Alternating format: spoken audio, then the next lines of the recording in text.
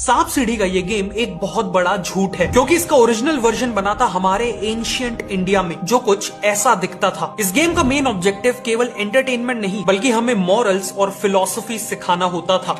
India का सबसे बड़ा स्नीकर ब्रांड कौन सा है? Nike, Adidas, Reebok, Puma, Jordan या स्केचर्स? इन सब में से कोई भी नहीं है और बाटा भी नहीं है।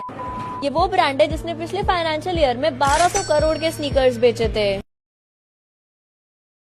iPhone 17 लॉन्च हो चुका है एंड आई एम श्योर भारतीय आईफोन्स को खरीदने के पीछे जरूर भागेंगे। क्या आपको पता है कि 2024 में 1.25 करोड़ आईफोन बिके थे और 2015 में, यानी कि ठीक आज से 9 साल पहले, मात्र 7 लाख आईफोन ही बिके थे। होंडा एक्टिवा स्कूटर की दुनिया का सबसे बड़ा नाम, लेकिन इतना बड़ा क्यों? अरे भाई 3 करोड़ से भी ज्यादा यूनिट जो बिक चुके हैं अब तक। तभी तो सड़क पर बस खड़े हो जाइए, 1 मिनट के अंदर कम से कम 20-30 एक्टिवा तो आपको दिख ही जाएंगे।